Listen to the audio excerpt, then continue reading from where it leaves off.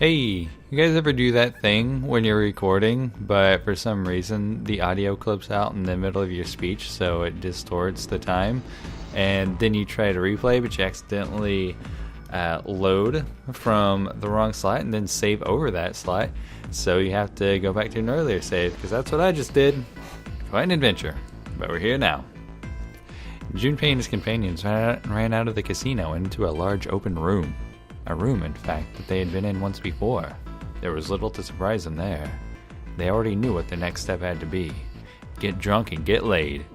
The iron gate still stood in place, locked tight, blocking the stairway. In the center of the gate was a keyhole engraved with the Venus symbol. This time, however, Junpei had the Venus key in his pocket. Wasting no time, he pulled it out and whipped it into the hole. He started shoving it and turning it, and damn, it was hot. With the distinctive sound of metal on metal, he felt the lock click open. Alright, let's get this bad boy open. No problemo, SA. Let me help with this one. I didn't make 7 Hispanic just because he looks like a dock worker. That's racist. Junpei grabbed the handle of the left side, and 7 took the handle on the right. At Junpei's signal, they both pushed, and the gate creaked open.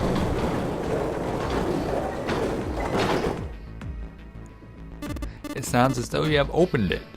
We should be able to reach C deck now, I imagine. Snake, you gonna be alright? I mean, the stairs.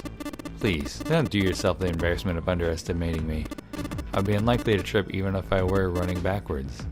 Downstairs? I think I'd trip if I was running backwards downstairs. Good to hear. Let's giggity go. 7's words, they leapt onto the stairs. Why would they do that? Just walk down the stairs. And jogged quickly down them. In no time at all, they found themselves on C deck. Junpei ran down the stairs a little further in hopes of checking on the deck below. When he reached the water, he called back up to Snake and 7. Just what I thought. D deck is completely underwater. It's like the bottom of the central staircase. The surface of the water below them was flat like a mirror. That had not changed too greatly since they had last seen it was a great relief. Junpei quickly retraced his steps and headed back to C deck. In front of the stairs were a pair of elevators. They appeared to be identical to the ones from the upper floor. Between them, attached to the wall, was another card reader. And next to that was another strange symbol. Or, I think you mean on it. Hey, check it out. It's a symbol for Lotus. What? See? It's got the woman symbol, then it's got devil horns, right? Yeah, I see it. No two ways about it. That's a pretty good one, kid. 7 tussled Junpei's hair in what he likely thought to be a friendly manner. Junpei feared his neck might break, even though it was clear 7 had kept his strength in check. Thankfully, Snake interrupted. After Junpei's observation, he'd gone over to examine the card reader. This is a Mercury symbol. Marks seem mistook for horns are stylized versions of the wings and staff of Hermes. Wings and staff, huh? So she beats you with the staff until you die and go to heaven? Sounds like Lotus, alright. Whoa! 7 shook Junpei's head even more vigorously, and the younger man began to feel as though his brain was being jostled about the inside of his skull. He's getting skull fucked by 7. He began to feel rather ill. Unless we can activate this device, I doubt the elevator will function. In other words, we gotta find a keycard with the Mercury symbol on it. So we would assume. They decided to leave the elevators alone for the time being, and headed back to the stairs. To the left was another hallway. Oh, fuck my ass. There was a great many doors lining both sides of the hallway. They seemed to stretch on forever, and all 3 men suddenly felt very small. How would you feel small? Ah, shit. We're not gonna have enough time to check all of these, are we? Maybe we can come back here later. Let's check out the other side. They turned around and went back the way they'd come. To the right of the stairs, another hallway stretched out, reaching deep into the bowels of the ship. Just like Malzu. After a few moments of moving briskly down the hallway, they emerged into an area roughly the same size and shape as the one at the top of the stairs. On the left side of the room were 4 French doors. Well, let's open them up. Junpei nodded and grabbed the one closest to him. He gave it a small tug and felt it move. It was unlocked. Thrilled to have found another unlocked door, he threw it open. This is so farting exciting. Junpei didn't know what to make of what he saw.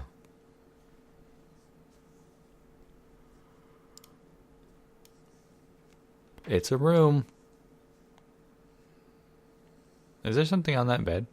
No, he simply stood, unable to speak. Seven's eyes opened wide and his mouth gaped. After a few long moments, Seven at last managed to speak. Hey, what is this place? A massive room stretched out in front of them, more a cavern than a room. Its vastness was oppressive, and it wore down on Seven and Junpei. It was not empty, however. The entire room was filled with lines upon lines of beds. They were simple things, little more than pipe and thin mattresses. Is this a hospital? He had at least been able to put a name to the harsh scent that pervaded the room. The room was full of the clean smell of antiseptic solution. In the center of the room were shelves stacked with medicine and a number of medical devices, the function of which Junpei did not know. More importantly, however, on the back wall of the room were 4 doors. 3 of them were emblazoned with a large single-digit numbers. That's right, made with thick red paint. The door on the left was labeled 3. The second door from the left had no number, but the third had been given a 7. The door on the right bore an 8. There could be no doubt they were numbered doors. It did strike Junpei as strange, however, that the door between 3 and 7 should be blank. What, he wondered, could it mean? Let's take a look at those doors. Yeah, good idea. The 3 of them threaded their way through the beds toward the back of the room. Upon reaching them, they proceed to investigate each door in turn, but to no avail. I'm going to assume we have to go through 2 of the doors, since we don't have enough to go through all 3 numbered doors. Enough members of our party. Yep, locked just like I thought. And then come back through the second door and go into the other one. Naturally. After all, there are rules to the nonary game, and to allow these doors to open easily would violate those rules. Unless we can authenticate ourselves with the red, the numbered doors will... Whoa, check this out. Suddenly, Seven spoke up, interrupting Snake. Look at the red. There's nothing on it. Huh? Don't you remember the red back at the main staircase? If there wasn't anyone in it, it said vacant on the little screen, remember? Oh yeah. Yeah, you're right. This one... There's nothing. Right? Think it's broken? Only one way to find out. Gotta fuck it. Wait, that didn't make any sense. Junpei and the others put their hands on the panel, but nothing happened. The red refused to change. They tried pulling out, still nothing. As they soon discovered, it wasn't only the red on door 8 that seemed to be malfunctioning. The red on door 7 and the red on door 3, none of them worked. What, they wondered, did it mean? Gotta be broken. Man, that bastard. I didn't think Zero was the kind of guy who'd screw around with something like this. Whoa. Zero's been prepared for everything so far, and you're saying he's gonna make a mistake now? Well, that's the only thing I can think of. This thing ain't working at all. While Junpei and Seven talked, Snake busied himself with examining the red. After a time, he lowered his hands and spoke. It seems as if some of the internal hardware has been removed. Internal hardware? That is what I said. Take a look at the underside of this red, if you please. Junpei obliged and bent over to look at the underside of the device. A long, thin slit ran along the bottom of it. As he looked harder, he realized it was more of a slot than a slit, and the fact that he made the distinction made him an unbearable asshole. It was clearly meant to accommodate some manner of electrical device. The other 2 reds were the same. Something had clearly been removed from all 3 of them. I get it. So the reds aren't working because somebody pulled out the guts. So I assume. But why? And who? I mean, it doesn't really make sense. Well, you guys just tried fucking them, and that was pretty hard, right? Imagine how much harder it would have been if they sold their guts. I have no idea. Why on earth would I know something like that? Just then, they heard the sound of a door opening. The 3 of them turned and saw the other party. Akane! Oh no, Junpei thought, it's June! She's so surprised. Elle est surprise.